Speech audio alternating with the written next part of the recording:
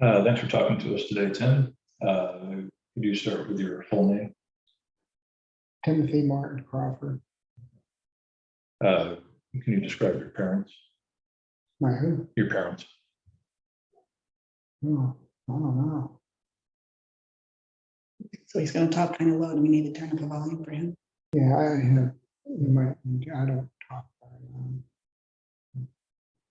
long. Describe them in what way? What were start with their names?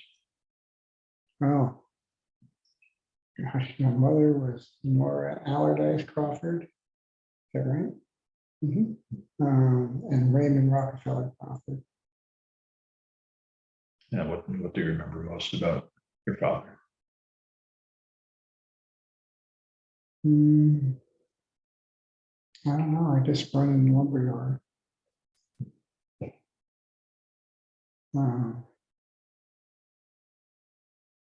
Tell us about the lumberyard. What? Tell us about the lumberyard. Well, gosh, I don't know.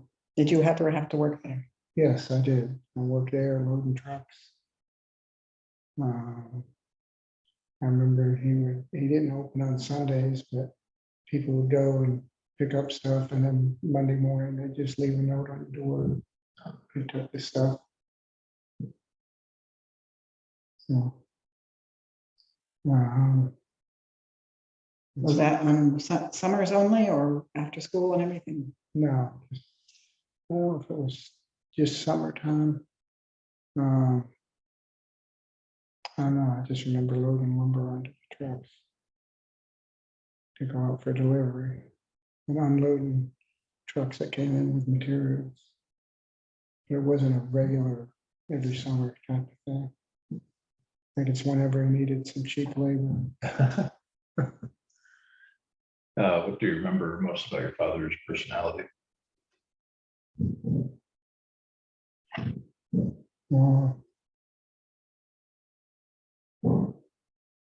Yeah, I guess he was fair, especially with his discipline.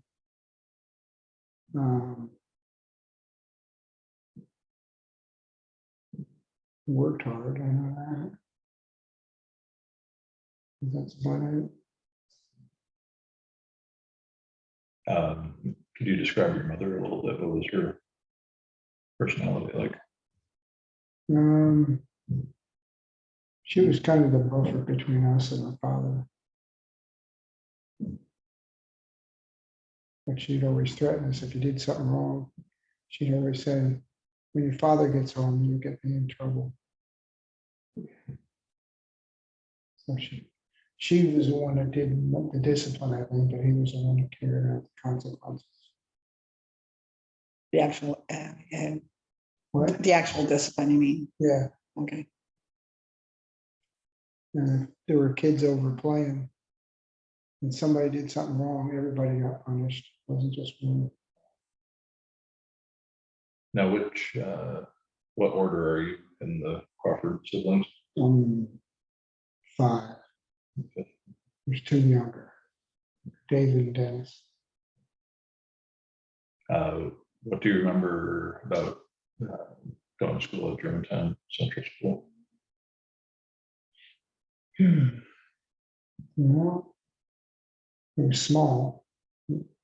Weren't very many people. I think my graduating class was 52.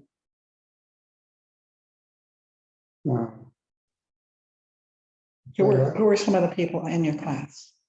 Billy Andrews, Michael Doherty, Benji Lasher, Paul Hubert. Gosh, I don't know.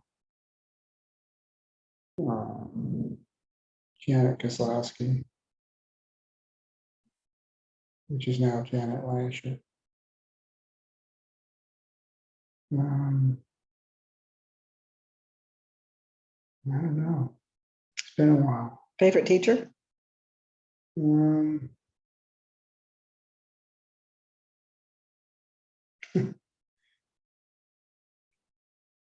I think I had a favorite. I guess math was one of the subjects I liked the most. So that was, I think it was Mortensen was the teacher. Most of the other ones, we didn't get along too good. Kindergarten, I spent most of the time in the hall. Fifth grade, we walked in the first day of class and the teacher told Michael Doherty to sit in the front seat on the left side, for me to sit in the front seat on the right side, so that neither of us could talk. And I was amazed that word had traveled so fast. Why did the teacher send you out to the hall? I guess that was kindergarten. I mean, I guess I just wasn't paying attention. And then in my senior year, the way the classrooms were, there was a roof lower level down below, and it was high school English. I think it was my senior year. I didn't get along with the teacher. So every now and then when he wasn't looking, I'd just crawl out the window, jump down and go out somewhere. You'd escape and go AWOL. Of course I'd get caught. Oh, I mean, because in between classes, I'm not supposed to be walking around the halls.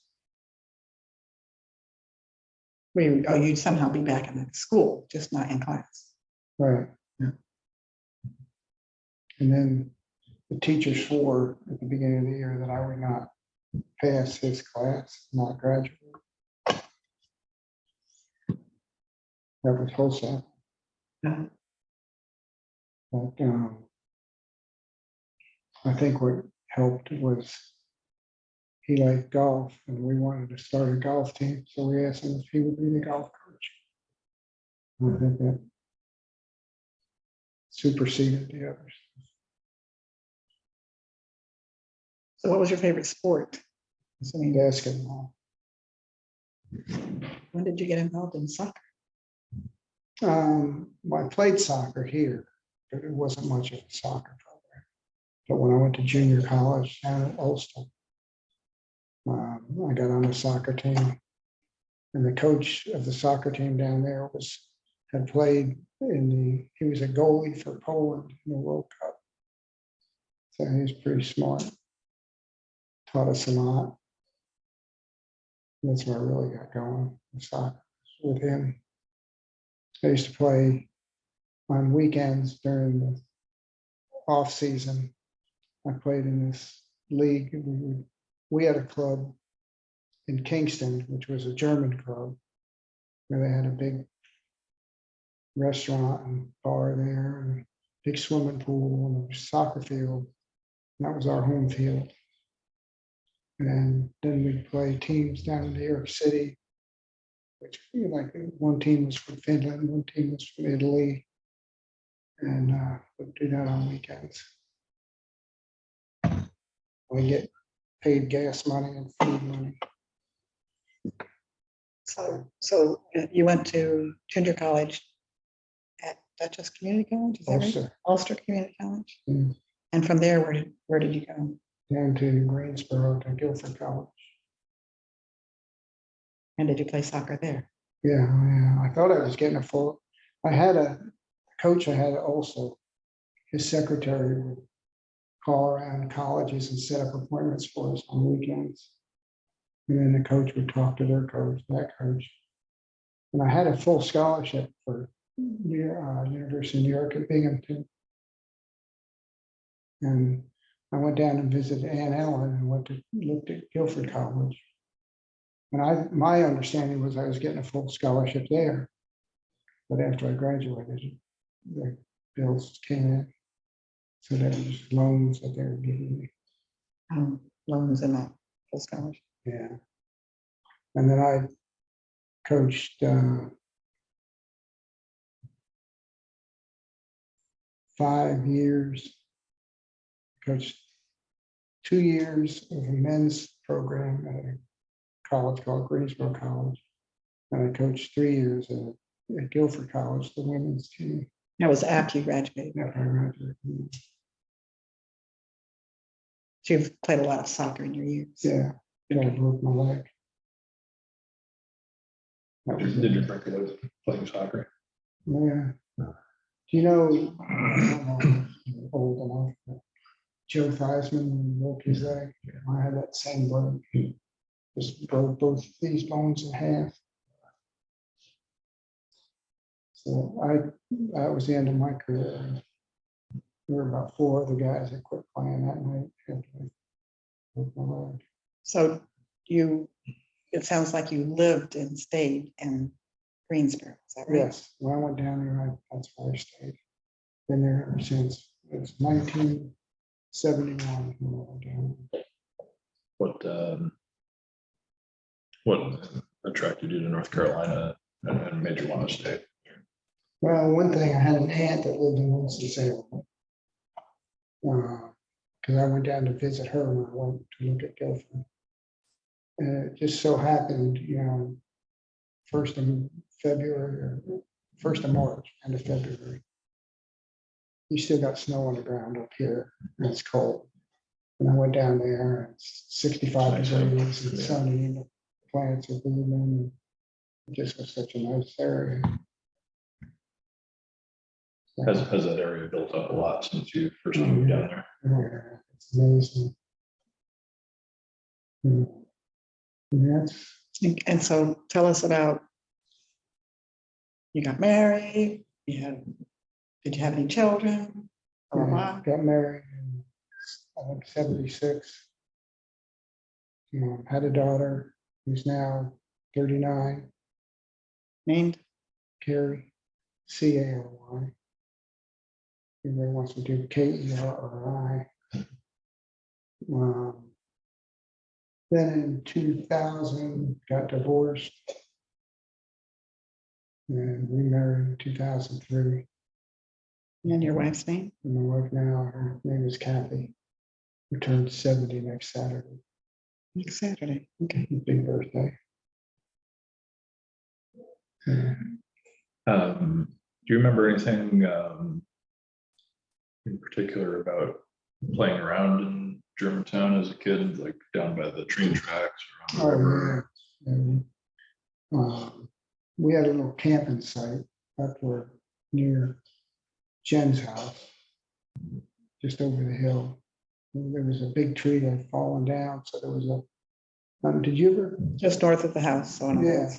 And it was the way the tree fell, left a big hole in the ground with the walls around 3 sides. So we would sleep inside there and put a fire out and camp out there. And then we would go down to the tracks and drag trees and branches and everything and make big piles in the tracks, see if the train would run through it. Oh, great news. Good news. Yeah, The train stopped and they had to clear stuff out. And they yelled to us. They knew we were where we were. And they yelled out and said, "We know your parents. If you do it again, we're going to tell them." And so we didn't do that again. Oh, so but that was a one-time thing. Yeah. We'd always put pennies and dimes and stuff on the tracks. And I remember one time you learn to walk facing the train where the train's coming from. Because trains, believe it or not, are so quiet that you're walking down the tracks and you turn around and all of a sudden you see the headlight of the train. And I remember I heard Leland talking about Billy Rogers. One time we were walking and he was on the middle. And so he couldn't get off the tracks. So he laid down in the middle between the tracks. And the train came by. right over top. Just about on top of him, yeah. But, Yeah, I think I've heard that story too. yeah, we used to go down by the river quite a bit. And if my mother found out that we had been swimming in the river, we'd have to get a tetanus shot. Did you do much fishing in the river or nearby I think creeks? I went fishing one time for an eel. And that was it. That was it. Do you remember when you were a kid, the Hudson River being polluted? You know, substantially more polluted than it is today. That's why we had to get the tetanus shot because of being in a polluted river. But I think about when I left here in 71, they started to clean it up. But I remember they were saying that in the high tide, the water from down in the city comes up, and that was polluted. And you had the stuff going into the river up in Albany. So as the tide went out and brought all that stuff down to where we were kind of in the middle. If you remember right. So the stuff from down there would come up and then go back, and then this stuff would come down and go back. But they were cleaning up Lake Erie because Lake Erie was dead. And they were cleaning up the river. But I don't remember ever eating any fish. Well, my parents used to eat the Shad Road out of the river. But I'm not a fisherman. Did you say you graduated high school in 69. no, 69? Right. And you left. Left here there at 71. Yeah. Do you remember any of the big fires down the cold storages by the train station? Yeah, there's one big one that after they put the fire out and everything, there were just cars of clothes and all. And they let people go down there and just take stuff if you needed it, because they had to get rid of it. But that was a train that caught on fire. I don't know if it was. I don't know. When was I know the- there was a I fire think, down there. I think the brick cold storage caught fire in 65, I think it was. And there were trains running past it. As it was on While it fire. Yeah. Were you around town when there was a train derailment in 71? He was already gone. You were No, already gone? that must have been because I left in July or August of I 71. don't know. This was like November of 71. Yeah. Train derailment. Yeah, I remember that. I remember out. I can't remember the name of the road. But I know there was a house up on a hill, pretty big house. And it caught fire and you could see it burning from our house. Hmm. It was, I think he'd go, I don't know the names of roads anymore. But it was out east of here. And what about it? The house, I the just house remember barn caught fire and it was just so big. Oh, it's not related to the fire down by the river. No. Okay. What do you remember walking the old road that connected Crawford Lane and Lower Main Street? I think you guys Oh, walked we that had to to- go to school. That's how we got it. And we would get, there was the Bullards, which he was, I can't remember what he taught. Technology, right? Well, Was it tech? He's a shop teacher. yeah, that's shop teaching. But they had geese. And we get attacked by the geese as we walk by in the morning. So it's more than one goose. Well, It was multiple geese. yeah. I think so. Did they have a pond near their house? Or they just hang out in their yard? Yeah, I guess, well, there's kind of a, at the bottom of that road, you go across the stream. Yeah. So there was a little stream in there. I don't think they had a pond. But that's how we got to school every day. Rain, snow, sleet, hail. Was there somebody in charge of getting everybody up there? No, you're pretty much on your own. So you're all walking together, but independently. Yeah, except I think Ellen never quite made it on time. She was always the last one. What was that? That corner of 9G and Main Street. Back in those times, David's current house was on the one corner. Yeah, Rashies? And the Rashies grocery store. stores on the other corner. and a gas station on the other corner. And really just Finger Insurance was like, Yeah. they didn't have that other gas station. And, So Finger Insurance used to be down in the corner. Yeah, on that. If you go, Briefly, yeah. you got the store here, David's house here. Finger Insurance was right there. Is that building not there anymore? Right? No, it's No, the well, insurance. the insurance is still there, yeah. That was originally Lawrence, and I think Boyce. Lloyd Boyce. Lawrence Boyce, were, Henry Lawrence was an old man, and Lloyd Boyce was a young man. So they were in business together briefly, and then Peter Finger rented, I think, for a few years before he went into Dr. Henry's old office. Which of the local doctors serviced your family when you were young?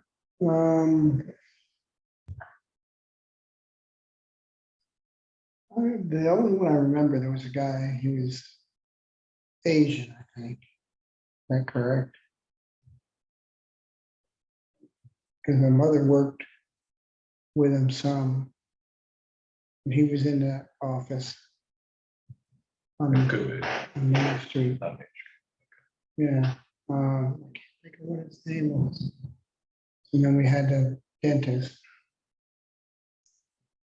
Closer to our time, there were a lot of different ones at the end. Yeah. Towards the end of it being local doctors. I remember my mother worked for him, doing something up there. What do you remember about the center of Germantown? I mean, the main, Yeah, the main drag there. What kind of businesses were there? well, we had Lipschitz Appliance was there in the corner. But that was originally a drugstore. And I remember we used to go up there in the summertime, and I don't know if you know what a fizzy is. But it's a round cap, round, I think like a pill, but it was about that big around. And when you dropped it in a glass of water, it would fizzy up and make a fruit drink. So we'd go into the drugstore and hop up on a stool and order a glass of water. And then put her fizzy in there, and whoever it was behind the counter, she wasn't happy. That was a drugstore, and then next door,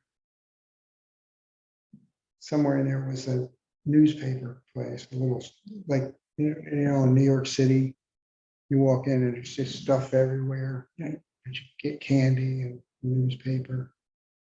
And usually on Sundays, we'd stop by there after church and go in and get a newspaper, you know. That was Lawler's, I think.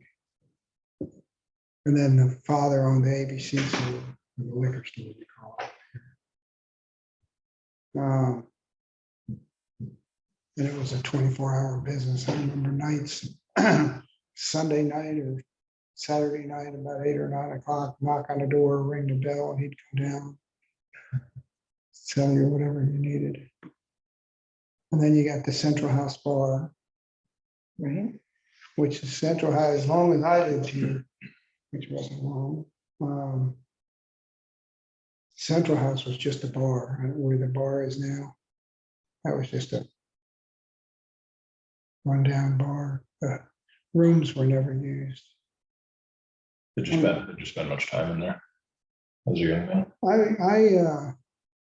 I was equal opportunity customer. Yeah. We had 3 bars in town. We had the Lockside what? the log cabin Well, yeah, you had the log cabin. Then you had the one up on 9G. on Blossom Trail. Blossom Trail, right? People would get kicked out of the bar. And, Okay, so we've done one side of the street. How about the other side of the street? oh, Deborah was asking about where it used to be the funeral home. She thought it was I guess it's a home now. Somebody's living there. Somebody gutted it and put it up for sale again. But Okay, yeah, yeah, it's that not used to much. be the funeral home. Yeah.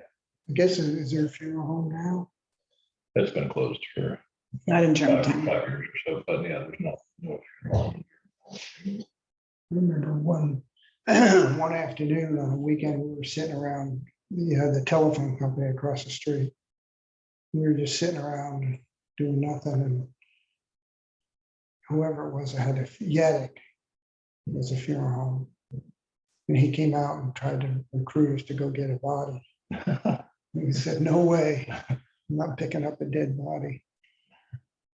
So then it was the what was it, something market, Central Market? Central Market, where we do grocery shopping and get meat. But you also could get it, I remember once a year, Rashies would make, what's it called?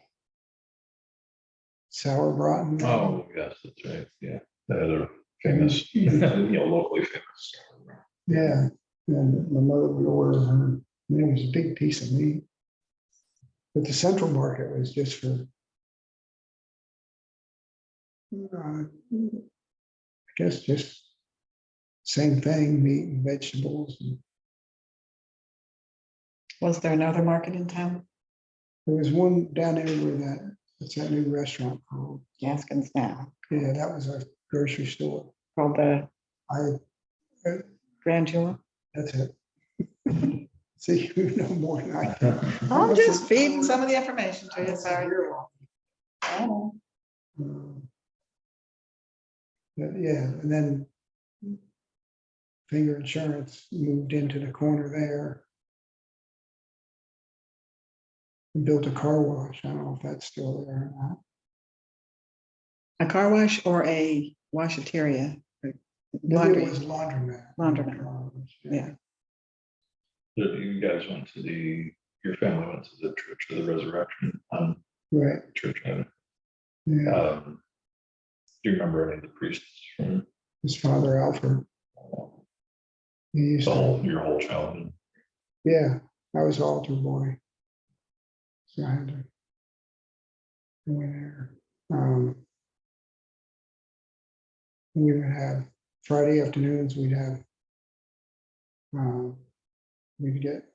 everybody thought we were lucky because we get to leave school at noon on Friday, go up there for classes.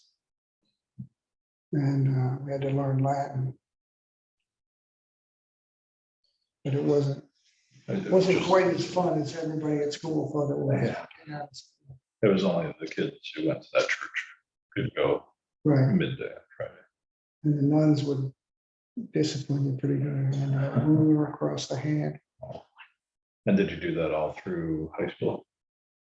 I think Go so, there yeah. On Friday You afternoon? know, I was an altar boy all through high school. But once we got to know Father Alfred pretty good, he let us go up there and shoot pool. I think he was just a big pool fan. So what, did Father Alfred have any other amenities or special things that you would like to discuss? Like, I'm thinking of a car. What? Didn't he have like a Cadillac or something? Yeah, he always had a brand new Cadillac. But I don't think I ever rode in it. So he had a pool table and he had a Cadillac. Okay. Yeah. And I remember for Sunday, he would do both 9 and 11 o'clock masses. And sometimes I'd have to do both.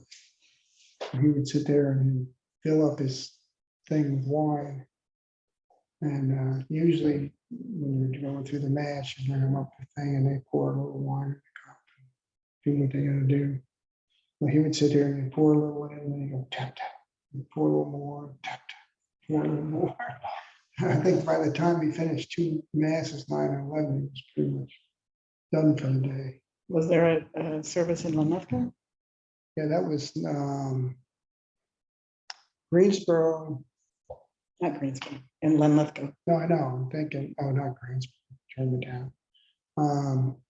Lithgow was Saturday evenings. So when they finally passed the thing saying you go to church Saturday evening and count for Sunday, it seemed to me that worked out a little better, except I still being an altar boy. sometimes you'd have to do Lithgow and then come back and do Germantown on Sunday.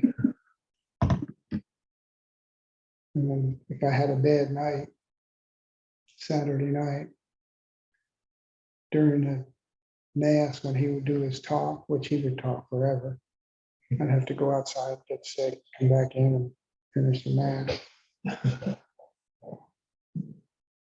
He'd get mad because I'd fall asleep during his talk. How long would his holidays go on for? Talking like 2 hours? I'd say probably an hour. It was just long.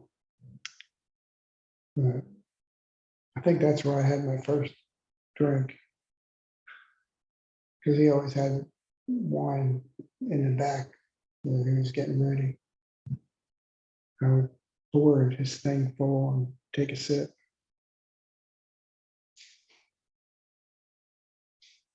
Tell us about your grandmother's house, grandfather's house in town. Crawford. I remember I had a nice sun porch out front. When we drove by yesterday, I think the porch is gone. It's just it's a porch, but it's not a sun porch. They used to call it a sleeping porch. And there was a hammock out there that you could lay down in and take a nap. Sometimes we'd sleep there at night. So do you remember your grandfather? Mhm. Grandfather Crawford? Yeah. What do you remember about him? I mean, he ran the lumberyard, but later on he did. We would get picked to go to their house. For one person would get picked each week or every now and then to go up to their house and have Sunday lunch. And they would always make canned salmon.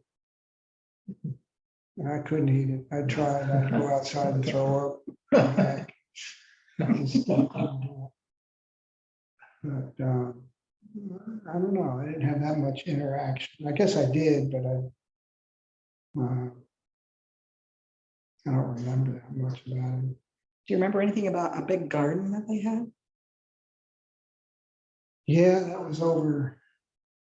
As you go down the driveway to the barn that burned down, they had, I think it was to the right side was where the garden was. Was there a garden over across the street? Yeah. Next to Dana Helsley. Yes. Remember one thing about him, his father had a glove on his hand. He must have lost a finger or two. He had a glove he wore all the time. But they did have a garden across the street next to their house. I think it was the Helsley's land. I'm not sure. So Yeah. did you have to do weeding and all that? Is that a big chore for you? I know we did at home. Oh, okay. Every time if you did something wrong, you'd get a row in the garden to weed it by hand. But I'm sure I did up there. And then again, it's free labor. Yeah, and I remember upstairs, it was kind of a weird layout. Did you ever go up in that house? No. It's like you walk through one bedroom to get to another bedroom. And then they had bedrooms that were just blocked off. I mean, you could look inside there, but it was just furniture and stuff piled up in there. And then there was a bedroom on the first floor. And I remember what always was neat, you would go in there and she had a mirror, the mirror here, and then you had two mirrors on the side. So it's like you could look in the mirror and see forever.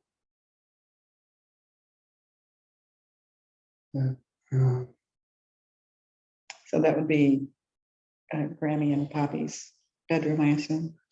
Yes. Yeah. What other sports did you play? You said you played soccer and basketball. Baseball. Germantown baseball. Mm.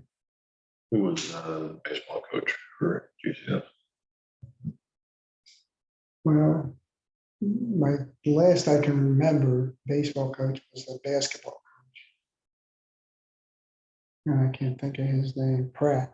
Oh, Coach Pratt. Um, I think he was a baseball coach.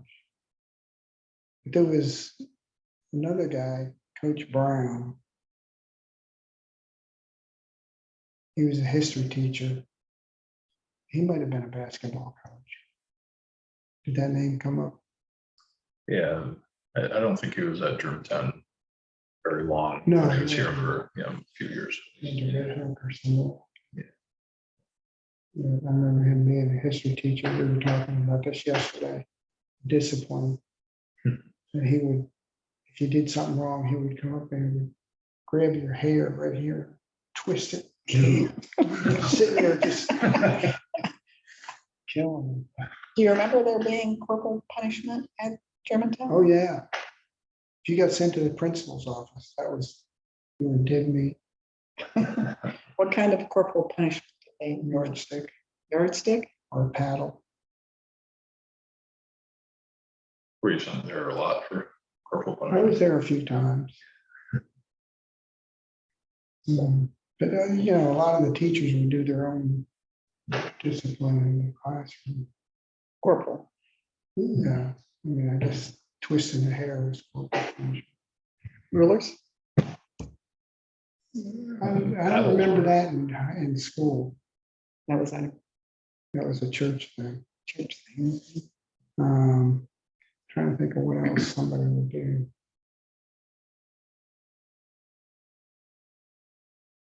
I don't remember. I think that's the only one that sticks out in my mind.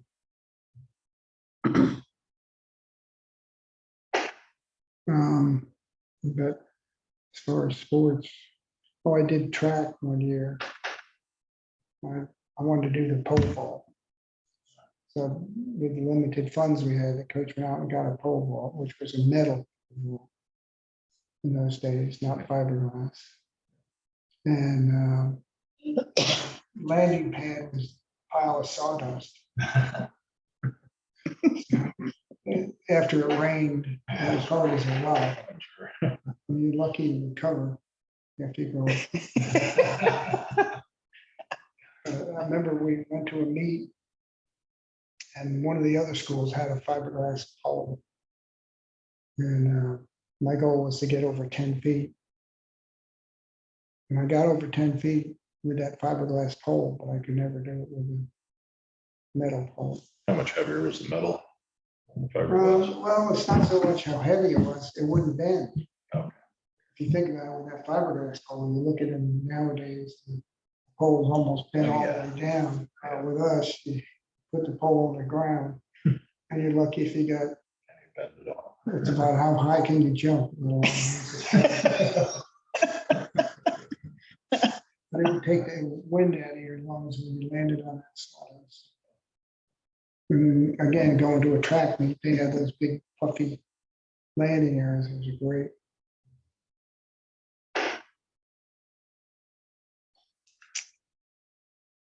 Do you remember any of the additions to the school over the years? Did any of those happen while you were going to school?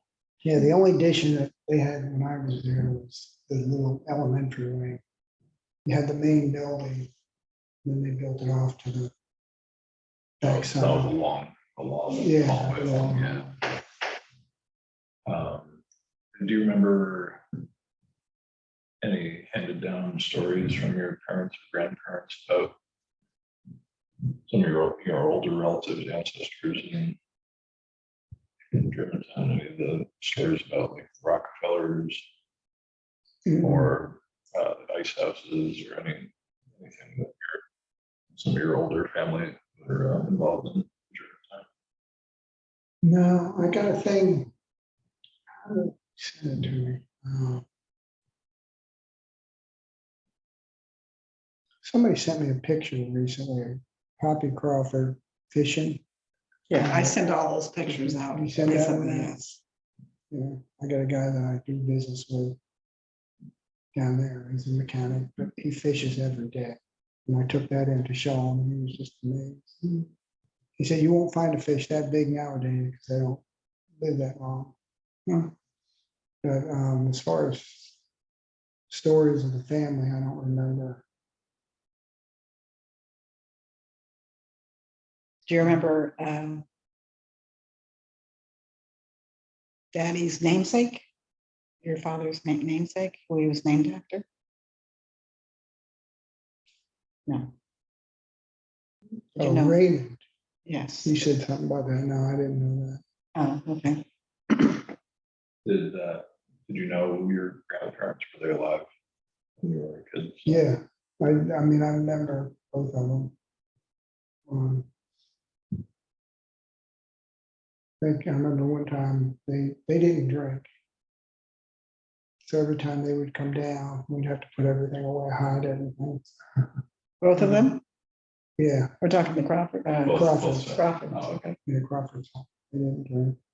But I remember it was, I don't think it was Chippy's wedding, but there was one time they came down and we had a big party and we had punch, but it was spiked. And both Grammy and Poppy were drinking it. I think they seemed to have the best time ever. They were real talkative. Do you know why they were not drinkers? Mm. It wasn't they. From what I understand, when they sold the house, when Aunt Janet sold the house, I guess, or somewhere in there, somebody was cleaning out the basement.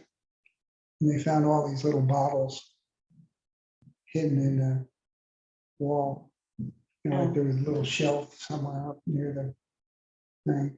And I think Poppy Crawford would go down there and have his sips. So what did he die of some particular illness or I do have no idea. you know when he died? No. I think he died first. But I don't know.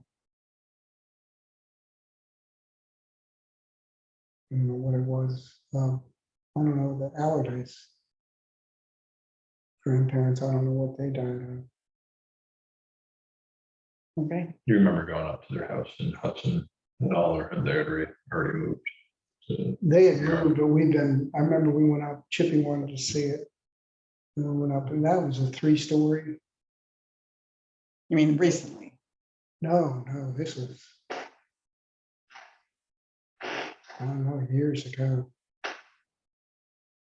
10 years ago? No, probably, She wanted to see the place in Hudson. yeah, she went, it might have been one of before I left here to go to Greensboro. Didn't, I think Aunt Lizzie lived there for a while before they moved. So where did Aunt Lizzie move to?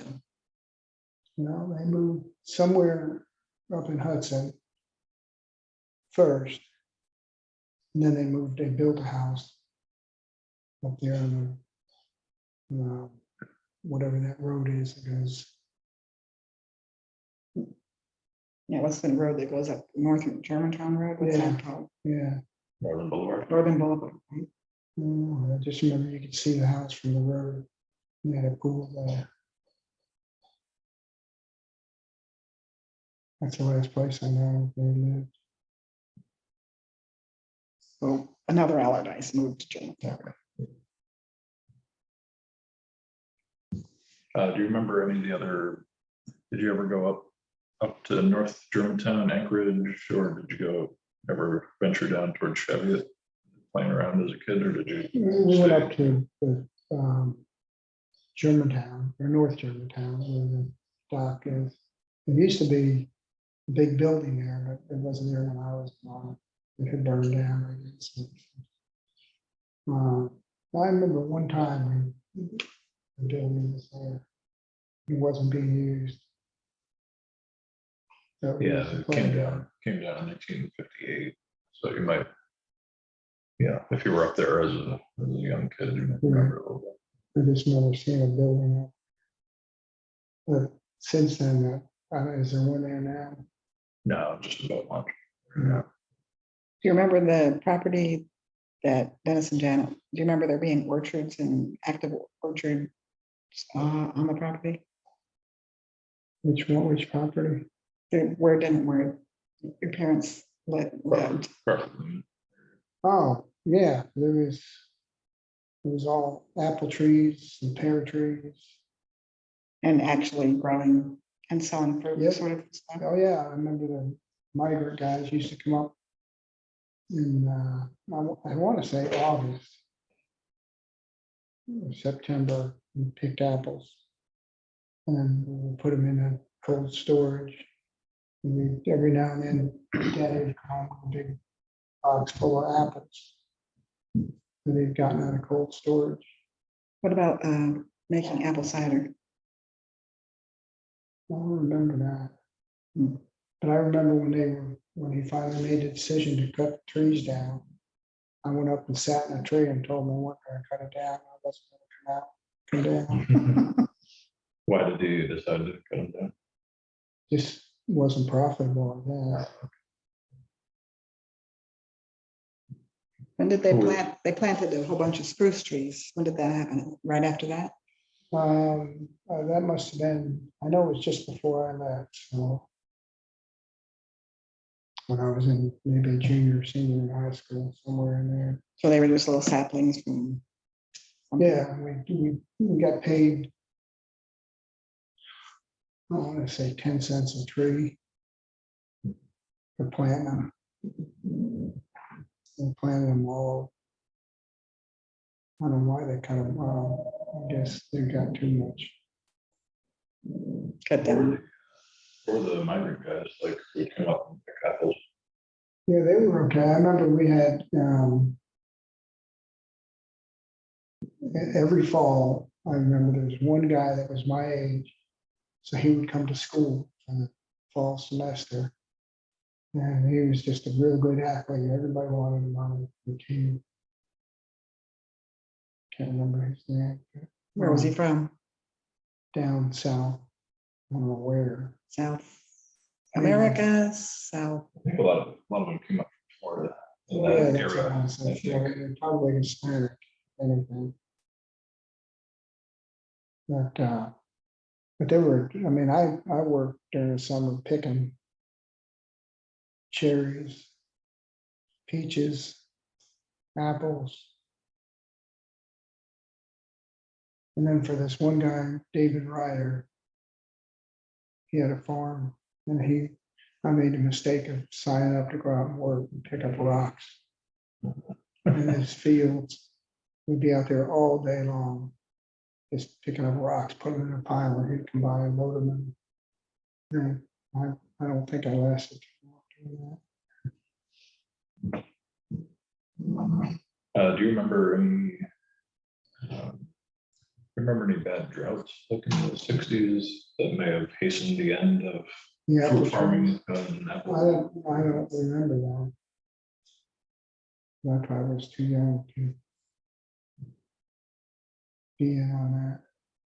Were you somewhat conscious of the fact that farms were kind of, apple farming and other fruit farming was kind of going away at that time, and more houses were being built and trees were getting cut down? I don't think so. I don't think I was unaware what was going on. But no, I don't know any others that went out of business. I think for him, it was just getting too much, trying to run a lumber yard and do that. Yeah. Did you have any other questions about that? How are we doing? 10:55, not too bad. Do you have anything else you want to think about, you might want to talk about that you would like posterity to know about Germantown while you were I don't here? want people to know. Too late. I remember one time I was at the Blossom Trail. Before that, somehow, when I went in there or went to the log cabin or wherever, I went home and my father would say, somebody, so-and-so saw you sitting in the bar. And he said, our family doesn't do that. We won't go hang out in bars. And it was not long after that, I go into the bar to get a beer. He was sitting at the end of the counter. He finished his beer and left, never said it. That's a good one to end on. Well, thanks so much for talking to us today, Tim. And